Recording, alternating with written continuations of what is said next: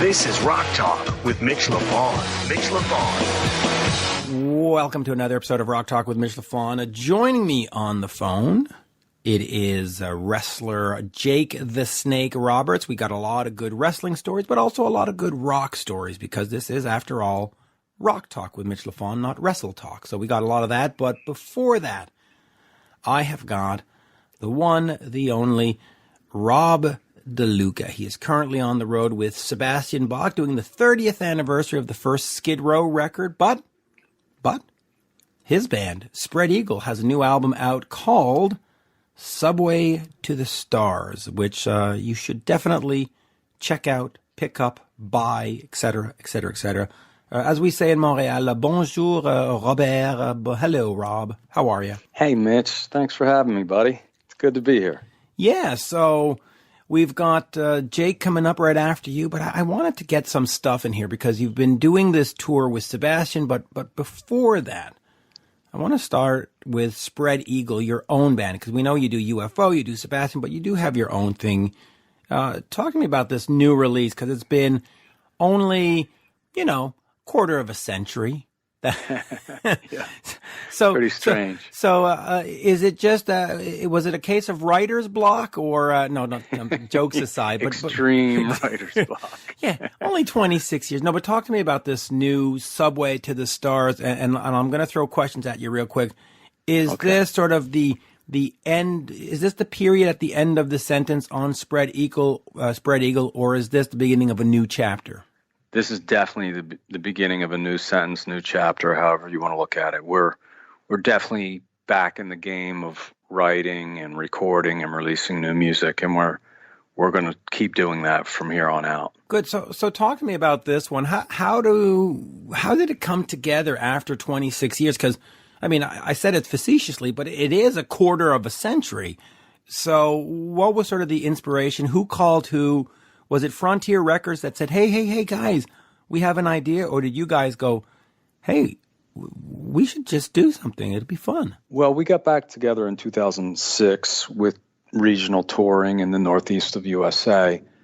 And we had been, doing what good shows were presented to us.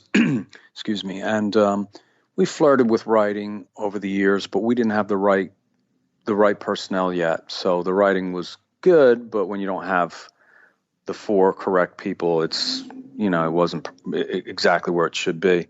So, but then we finally got the right personnel, and we got Ray West as the original singer and then we got Zeev Shalev on guitar and my cousin Rick De Luca on drums.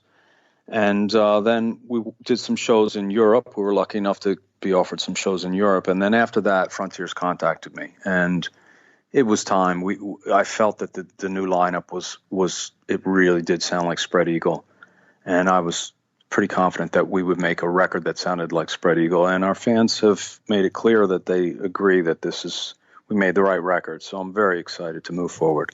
Yeah, that's great. And so where do we go from here with Spread Eagle? Is this we'll let this run out for like the next year, 2 years? Or do you think, okay, you know what, we can't. We just got to get back there with some new material with this lineup, and 2020, maybe end of 2020, we've got like a second new Spread Eagle album? I don't think it's going to be coming out in the end of 2020, because I still want to tour through 2020 for this album. But 2021 is a possibility, but it's definitely going to happen. I'm already writing for it, and it's going to be just as good as this one. Oh, I can't wait. Now, of course, on October 10th, you will be at the Grove in Anaheim, California with UFO and the Last Orders Tour, the 50th anniversary farewell tour, /farewell tour. Talk to me a little bit about that. What's it like for you to be in a band and seeing it sort of wind down slowly? Well, UFO means a lot to me because that's, of course it's a good gig, anyone would jump at it. But I've been in the band going on 12 years now, and I saw them as a kid. So they were a band that was important to me growing up. And it's definitely bittersweet to hear about it ending. I'm just hoping that if you're going to do a farewell tour, that you do the world, that we do all markets. And that's what I'm hoping happens. But that's, of course, up to Phil Mogg, and he deserves the right to make that decision, holding the flag for those 50 years. But yeah, it's a little bittersweet, but the band's still fantastic. And Vinnie Moore on guitar, just incredible. And original singer and original drummer, Andy Parker. So it's definitely something to see. It's very powerful still. So yeah, it is. And hopefully we'll see you in Montreal. And the other one I'm hoping for is Sebastian Bach. Now, he's been doing these 30th anniversary Skid Row shows. The video that I've seen on YouTube, and we know how YouTube can suck in terms of, but even on YouTube, you've been sounding amazing. Talk to me quickly about that and what it's like for you to actually play that album from front to back. I'm really enjoying it. At first I was like, I don't know all these songs, and I'm sure there's a reason why we haven't played some of them. And I do see the reason. They don't match as well with songs from Slave to the Grind, when you put it all into one set like we have been doing for the past 14 years or whatever, and along with his solo material. Some of those songs on the debut don't match so well. But once we committed to doing it and I learned the songs, it's fun, even playing the poppier ones. It's fun. They're cool for what they are, and we're having a really good time with it. We're all on in-ears now, in-ear monitors, so that's making it a little easier for Baz, because we keep the stage volume softer, and he's really singing well. And as always, he's the most incredible frontman, so just performing incredibly. So it's been a great tour, and I think it's been half sold out so far, and it's like 45 cities.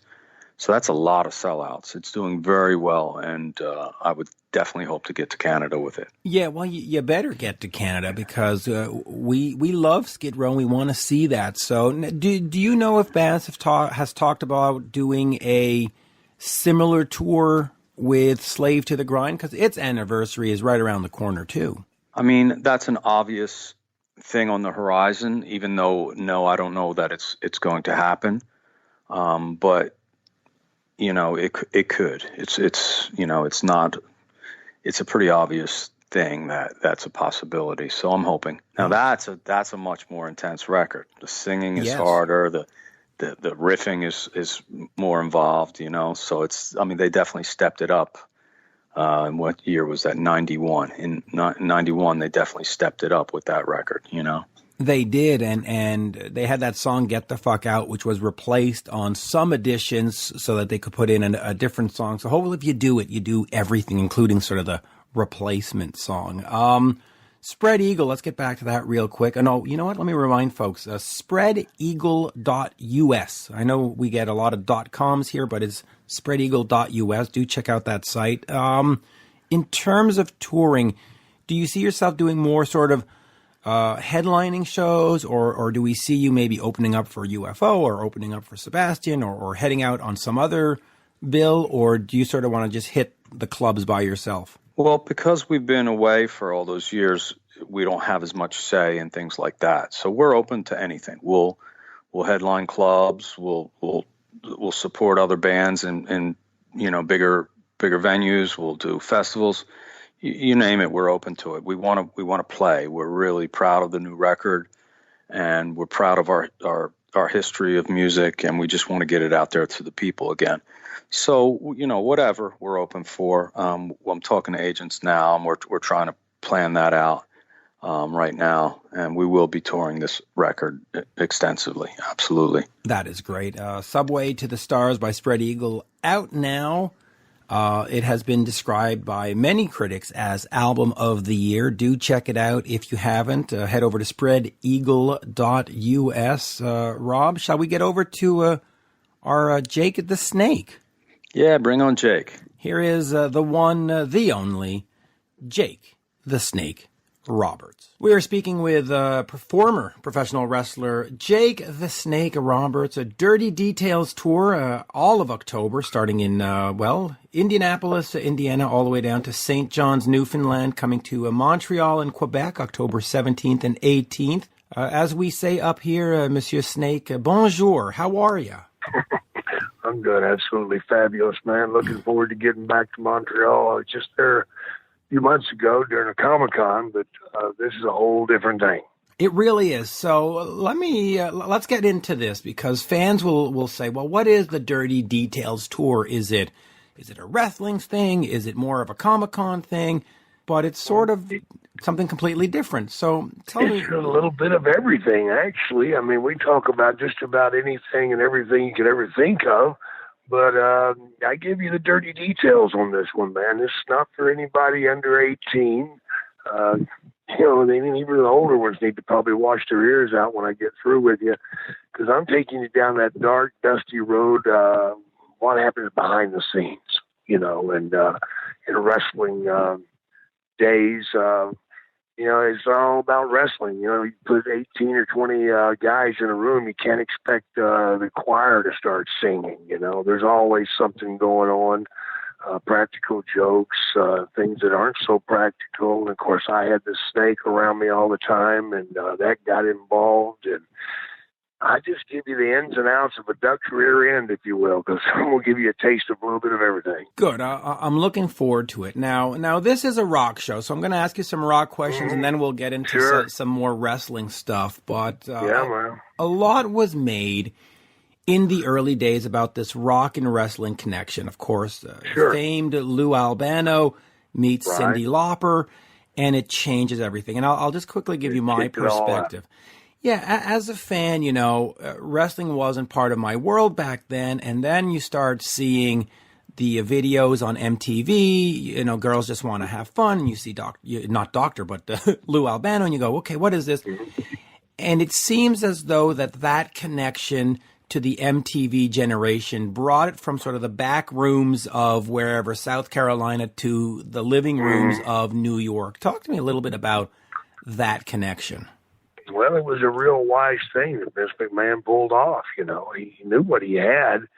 This guy is no dummy. He went out and collected all the best talent from around everywhere in the United States and Canada, brought it all into one spot, and then, of course, with the magic of television and what it was doing, exploding with cable and everything at the right time, he tied the two together. He brought everybody out there from Cyndi Lauper to Liberace, and then, of course, Alice Cooper got involved, and you had Ozzy Osbourne make one, and and it's a good age group that we were looking for. That's what it was all about, man. Finding your demographics and those people that just want to have fun.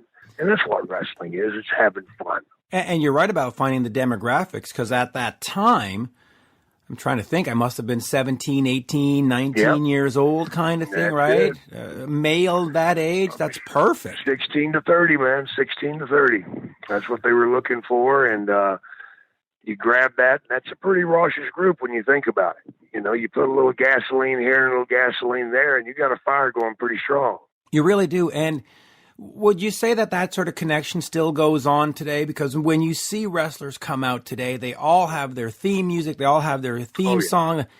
It really changed the entire industry. It's a part of the show, man. Vince did a phenomenal job. In the early days, it was Rick, I can't remember the guy's name now. God almighty. They did all the music. Oh, gosh. I know. Here's a funny one for you. They called me one time and said, Jake, you need to come to New York. We're going to film you doing something, taping you. I'm like, okay, cool. So I get on a plane, fly to New York. Limo picks me up, takes me downtown New York City. There's the building there. They tell me it's the 35th floor. So I take it to the 35th floor. I got all my gear with me and the snake. And so I get off the elevator. I walk into the office. I'm like, Jake the Snake Roberts. I'm here to do something, blah, blah, blah. And I thought I was doing a camera shoot. Okay. I thought we were going to take some photos. So I said, I need a room. They're like, excuse me? I'm like, I need a room to change. They're like, oh, okay. And I should have called on, but I didn't. So they gave me this room. I go in there, put all my stuff on, tape my wrist up, put the oil on, brush the hair back, get the snake out, and I come out and they're like, my God, what are you doing? And I'm like, what are you talking about? They're like, you're here to sing. I'm like, what? sing. I don't sing. And that's what I was there for, man. We were doing the wrestling album. And the magic those guys created by using my voice to actually be in tune was amazing. Rick Derringer is Rick. Oh, I can't remember. Doggone it, I hate when I do that. I call them brain farts. But anyway, Yeah. it was amazing what they did. They used all the wrestlers in songs and stuff, and they put that album together, and it was just part of the package. Vince was so wise, man. He would, he put a trombone in your hand, the guitar in your hand. Hulk had the guitar. Of course, you got drummers, you got guys playing saxophone, you got trumpets, and dressed us up like clowns, and we went out there and did an album. And it's sold. That's unbelievable. But that was just part of it, man. And it was such a great part of it. I mean, it really transformed. I mean, it transformed a lot of us into fans. I mean, sitting up here in Montreal, the WWF at the time really didn't have any importance in my life. And then I saw Cyndi Lauper, and then but mostly it was, for me, it was Alice Cooper. So let me get to this one. WrestleMania 3. The Honky Tonk Man defeated Jake Roberts, which is horrible script writing. You obviously you should have won that one. Well, obviously it was fake. Of course. I didn't realize I'd kill that son of a bitch. Yes, you would. But I'd still like to. Like the rest of us. No. Yeah. But talk to me about that, working with Alice. First of all, were you a fan of Alice? And then... Oh, my God. Are you kidding me, man? Brother, when I was 17 in high school, the number one song at the time was School's Out for Summer. School's Out Forever, man. Are you kidding me, man? I was so into Alice Cooper, brother. And I've been to one of his shows years before, and now all of a sudden I'm going to meet him, and they're like, oh, my God, you're going to do a photo shoot with him, Jake, at the Mayflower Hotel, downtown New York City, right across from Central Park. It's going to be phenomenal. So they take me down there, and I'm all dressed up. I got the snake in a bag, and they take me upstairs to this big, beautiful suite, take me in there, and now I'm waiting. Alice Cooper's fixing to come in. And when he comes in, I want to jump up and run to him and go, God almighty, Alice Cooper, man. All right, man, it's so cool to meet you. But instead, when he opened the door, he shot across the room. Jake Roberts, man, I'm a big fan of yours. I also wanted to meet you. I'm like, damn it. I can't be a fanboy for 5 minutes. What the hell? Come on, give me a break.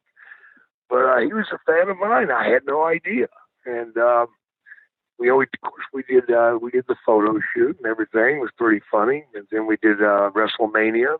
And what was crazy about Mania was they put us on these gigantic scissor lifts. They had a miniature ring, and we'd stand on it, and it would take us down the aisle. Of course, while you go down the aisle, it lifts you up about 25 feet in the air so all the people could see it, and you got these ropes and stuff to hang on to. And as we're going to the ring, Alice Cooper starts just digging into my shoulder with his fingernails, man, and he's passing out. Holy crap, what's wrong with you, man? Are you all right? So I'm like, what the hell, dude? And he just looks up at me and goes, too much rush. I'm like, what the hell are you talking about? And the lift came down, and I got him to his feet, and I'm like, you all right? He's like, I'll be okay. I'm like, all right, man, cool. So we did the match. Then afterwards, I'm like, what the hell happened, man? He's like, Jake, he said, 94,000 people, man. Didn't you feel it? I'm like, yeah, I felt it, man. Are you kidding me, man? It felt like all my body hair was growing. It felt like I had electricity on my skin, and there was absolutely no oxygen left. I mean, your breath was gone as soon as you went through that curtain, and it was just sucked right out of you. He's like, it's different for me, Jake. He said, if it's my thing, I've got all my stuff around me. I've got guitars in my hands. I got props. I got the guys doing this, that, and the other. He goes, but you're taking me to the ring, and I don't know what the hell I'm doing. And I just thought that was amazing, man, that it got him, But, of course, Detroit that year was unbelievable, man. 94,000 people. It's an amazing experience. You can't describe it in words, man. You really can't. You can't, and I would argue that probably looking back, WrestleMania 3 must have been, or probably still is, the biggest event, just in terms of the social impact, in terms of how it moved the sport forward, or the entertainment forward, how the fans. It just, that one was it. Well, you got to remember, it was 94,000 people, but this was before cell phones. This was before social media. So yes, they beaten that record. They beat it in Dallas, of course. They had over 100,000. True. But to have 94,000 people without social media, without all the things that are going on today, to me, is a record that will never be broken. Oh, I remember them telling us that we beat the Rolling Stones by 7,000, and we beat the Pope by 4,000.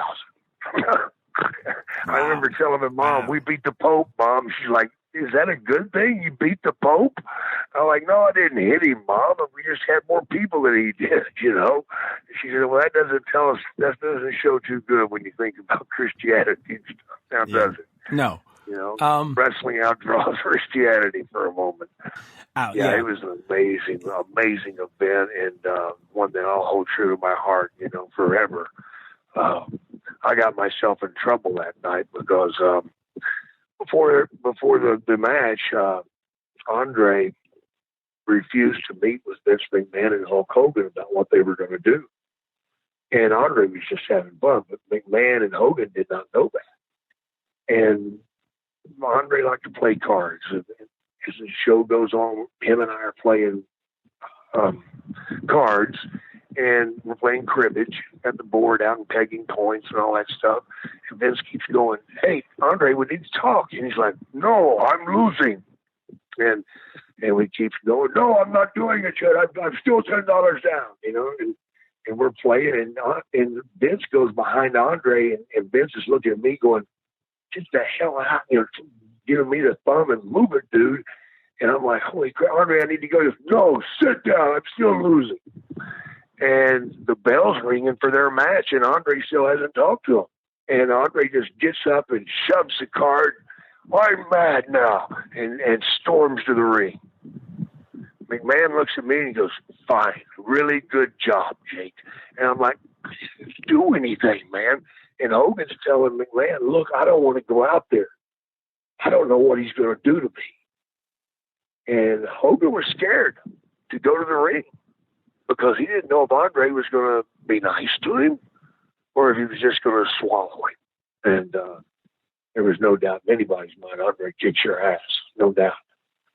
Yeah. He was just so strong. You have no idea how strong that man was. It's not a fair fight even if two guys get on him. I know Jack Mulligan and Dick Murdoch jumped him all at once, and both those guys were 300-pounders. And Andre made quick work of them, threw them through different plate glass windows, then went outside, picked them up, put them in the trunk of a taxi, took them to the hospital. Then took them out of the trunk, put them in the hospital, and said, tell them to come back tomorrow after you fix them. And there's just nobody like Andre. I mean, these are some of the stories I'll be telling at the show. And I would, of course, I will be able to tell a lot crazier stories and sensational sharing. I'll be talking about Macho Man when the snake bit him. And, oh, my God, there's just so many stories to go on and on and on. So many great stories. I wrestled for 36 years, so I got 36 years of stories to tell. And I'm looking forward to them. This is going to be a great night. And of course, it's at the Fou-Fou Electrique, which is a fantastic venue. You're going to love that place. Good. Before we run out of time, because I see we're getting close to the 20-minute mark, I do want to ask you about the resurrection of Jake the Snake. Now, you just mentioned Andre the Giant. He had a documentary about his life, which honestly brings a tear to your eye. But then... Oh, it does. Absolutely. It does. And then we see the resurrection of Jake the Snake, and... It brings a tear to your eyes too. Did you struggle with the storytelling? Because it's very, very personal. We see it's very personal, but from an addict's point, I knew without a doubt I had to do this. If I didn't, I was dead. Because I was already wishing I was dead. I'd actually prayed to die. I used to get angry at God when somebody else would die. God, why not me, man? Because I was so miserable with my life. I hated myself so much because of everything that had happened and my mistakes and being sexually abused and all that anger and stuff was just going through me like venom. And I was wanting to die. And I knew that this was the last chance for me. If this didn't work, I was done. And I thought, well, why not put this on tape? Because I think that and somewhere in my mind, I thought it would be actually easier to put it on tape than it is to actually live it.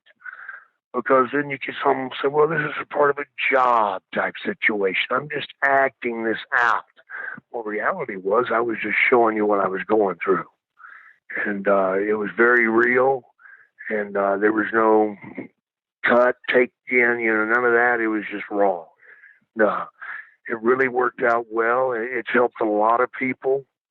The best high I've ever been on, man, and this includes drugs, but I'm talking about the best high I've ever gotten in my life is when I get a letter from a little kid thanking me for helping their daddy because daddy's moved back home, because they got something out of that movie. Or, even on the other side, I've gotten letters from people that have thanked me about it because now they understand addiction more and the pain of addiction, the struggle that the addict goes through and what they're going through. People have this conception that addicts are out there having a great time. They're not. They're hating themselves. They're hating life. They're hating life. They wish to hell they could stop, but they can't. But people don't get it. And you can't get over it by hitting people in the head. That don't do it.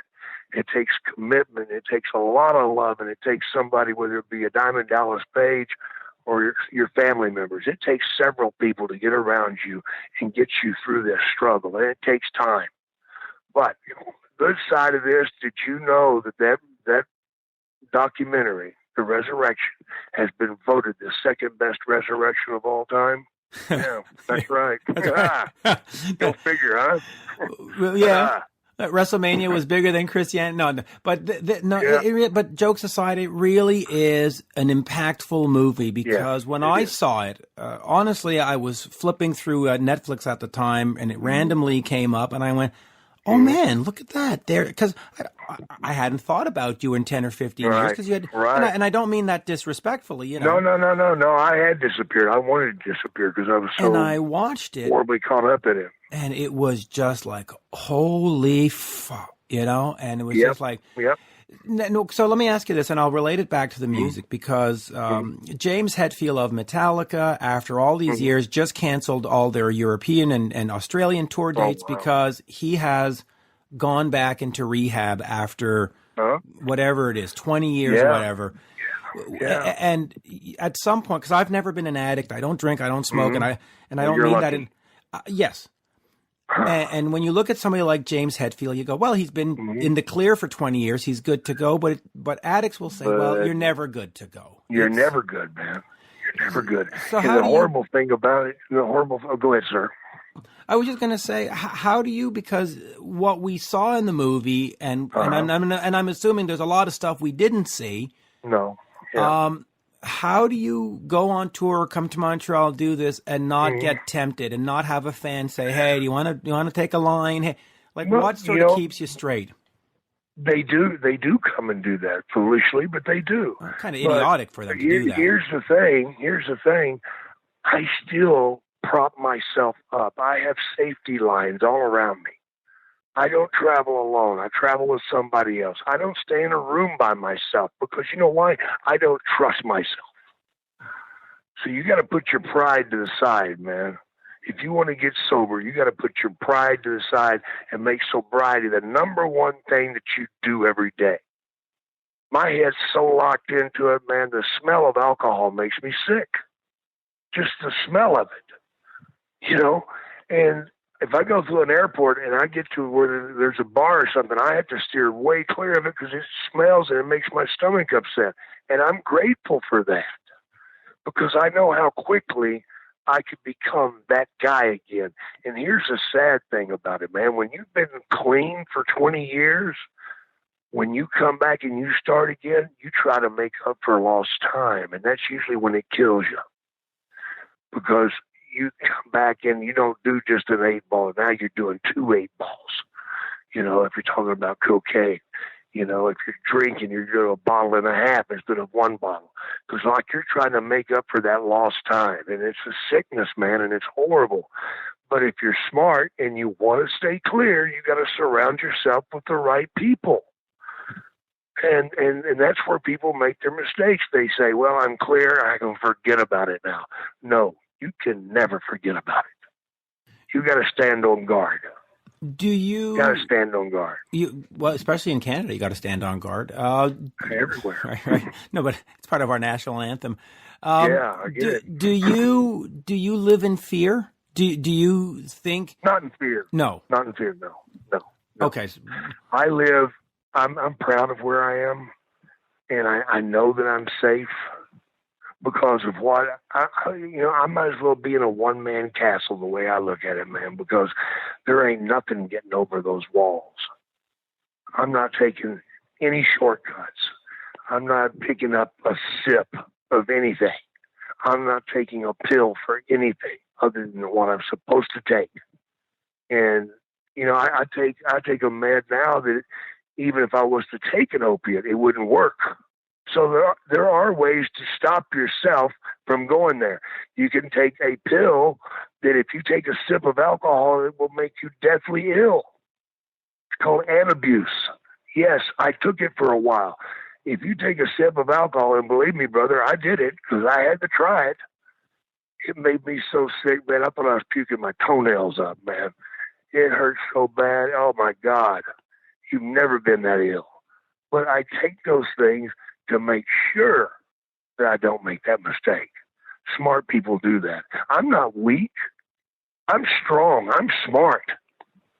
Because I'm taking these things and saying, all right, I can't do this because I've got this right here. And I can't do that because I've got this right here. I got my people out front, man. I got my defense up. Yeah, bring it, offer it. I don't give a damn. I'm going to laugh at you, man, because I don't need it. I don't want it, and I feel great. Good. And by the way, I've been blessed. It's great hearing you like this, because when you look at the movie, you go, sure. Anyway, so, and I know we're going to run out of time, so I'll start wrapping up, but let me give you two questions real quick. All right. Diamond Dallas Page. Yeah. Just what does he mean to you? Because when we talk about saviors, I think it's fair to say that he's your savior, or is that over dramatic? Well, you got to understand the whole situation to understand it even better. He needed me, and I needed him. He needed somebody to put out there to show the people how invested he was and committed he was to helping people. He not only helps me, he helps thousands of people with this program, with his commitment to it, and getting it out there and explaining it and going places even when he doesn't want to go. He still goes because he wants to get that program out there. If you've not done DDP yoga, you don't understand it at all. That's what helps keep me sober, is understanding that commitment to living, that commitment to joy, that commitment to happiness. I love happiness now, See, I didn't have happiness for about 25 years. So it's a new high for me just to be happy. It's a new joy. Diamond Dallas Page did not walk through the pits of hell with me. He pointed the direction and said, here's how we do it, brother. And he put me on that line. He couldn't be with me 24/7. No, but you know what he did? He made it available to me to have people there with me that worked for him. I would take them on my road trips. For 2 years when I was still, I was getting sober, but I needed to work. So what did I do? Well, I got bookings. That was no problem. But you can't go there by yourself, Jake. That's too big of a chance. Why take a chance? No, here's what you're going to do, Jake. You're going to pay this guy to come with you. You're going to pay his airline fare, his hotel bill, his food, and you're going to give him some cash on top of that. Well, damn, that's a lot of money. How much money is it, really, when you think about it? Because $1,000 is nothing for a cokehead to go through. No, that's an afternoon. That's a good night. That's a good night. So that's a good time. Or that's what we called a good time. People ask me why I did cocaine, because I like that stuff. It was fun at first. that's the hook that all these addictions get you on. It's a good time at first, but then it turns on you. Anytime you have to have something to survive, it's not fun anymore. No, I agree. There I am. And there I am. I'll ask you one more question, but I'll just quickly remind the folks, the Dirty Details Tour is happening here in October, at least in this part of the world. It'll continue. You can follow Jake on Twitter at JakeSnakeDDT, the famous move. Instagram is Jake the Snake at DDT, and Facebook is Real Jake the Snake. And I will finish with this. This year you starred in a movie, The Peanut Butter Falcon, about a 22-year-old with Down syndrome. Just talk to me a little bit about that movie and, you know, the sort of second career. I mean, obviously you did the wrestling and now you're doing these, I guess for the lack of a better word, speaking engagements, but there's also this, there's a Disney series. Just talk to me about that movie. Well, that movie was, a blessing in disguise. I went down and did that in Savannah, Georgia. And here's how weird it is, man. Shia LaBeouf, the star, one of the stars of the movie, he has a problem with alcohol and drugs. And just as I show up to do my thing, he gets arrested and thrown in jail for attacking a cop when he was drunk. And I looked at that and I went, here's me an opportunity to show some love and see if I can help somebody. So for the next week or so, I talked to him and tried to get him going in the right direction. And I think I was fairly successful at it. I haven't seen him in the news since, so that's a good thing. But to do that movie was tough for me because growing up, I had a stepbrother that was mentally challenged, and he had a lot of issues. He drooled a lot. He didn't run. He walked funny, and people pointed at him, people laughed, and I was pretty angry about that stuff. And now here I'm doing this movie with a kid and I'm asked to beat him up. You know how hard that was for me to do that? Oh, I can imagine. It must have been incredibly hard. Because afterwards I'd go to the kid to explain to him that, hey, man, they wanted me to do that. They wanted me to say those horrible things to you. And he'd just look at me and go, oh, Jay, it's okay. And it made me feel even worse. It made me feel like a real piece of crap. But it was such a joy to do that movie. It really, really was, man. And I needed that because I needed to forget those horrible days that I had in the past dealing with my stepbrother and people, being ugly to him and stuff. Because I carried a lot of hate for people. I've always said, kids are great. They'll tell you the truth. It's the grown-ups that suck and lie to you, just to con you. And that's kind of the way I felt. But that movie helped me a lot. And now I'm going to China to do a full-length picture, and I'm the star of the thing, and really looking forward to doing it. It's going to be a Western, filmed like in the 1860s, 1870s with the railroads being built. We brought a bunch of Chinese over here to work on the railroad, and we abused them horribly, Since we can no longer have slaves and blacks, we brought Chinese over and enslaved them basically and beat the hell out of them and killed them. And I wound up being a good guy at the end of this one. So it's going to be a whole lot of fun. Yeah, there's a lot of doors opening for me. I'm going to Australia to do a 2-month tour over there. I'm going to Singapore to do another little tour over there. I've got this tour that I'm about to start in Indianapolis this week. It's actually 57 shows in 61 days.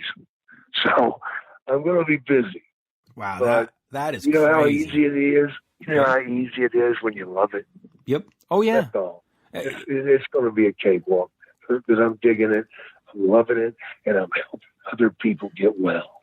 And that's how I feel when I do these interviews. So I'll just remind the folks, he's being in Dayton, Columbus, Liberty, at the Funny Bone, the Zanies in Illinois, Chicago, Rosemont, Foufoune Electrique, Montreal, October 18th. And then we've got Quebec, La Source de la Martinière.